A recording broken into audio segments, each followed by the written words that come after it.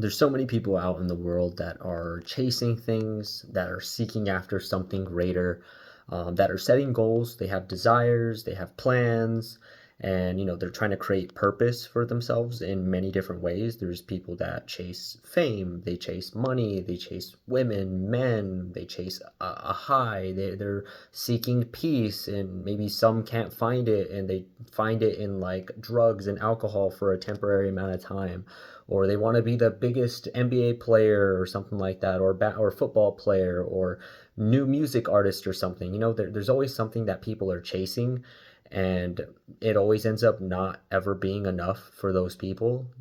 Just look at celebrities.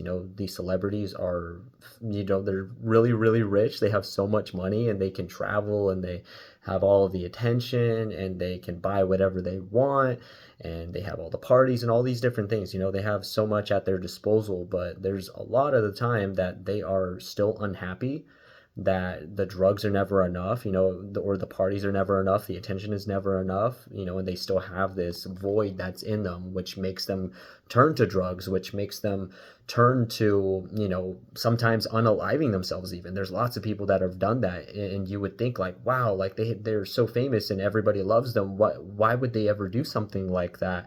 But, you never know what people are, kind of struggling with. And there's a lot of empty feelings when it comes to the goals that you set for yourself, the purpose that you try to create for yourself. I've always been somebody that's been very passionate about the things that I take interest in, whether that be anime, video games, sports, music, all the things.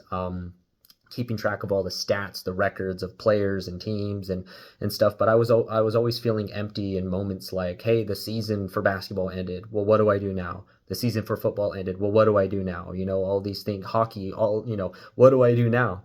Because it's all over. The thing that I was putting so much attention in is gone.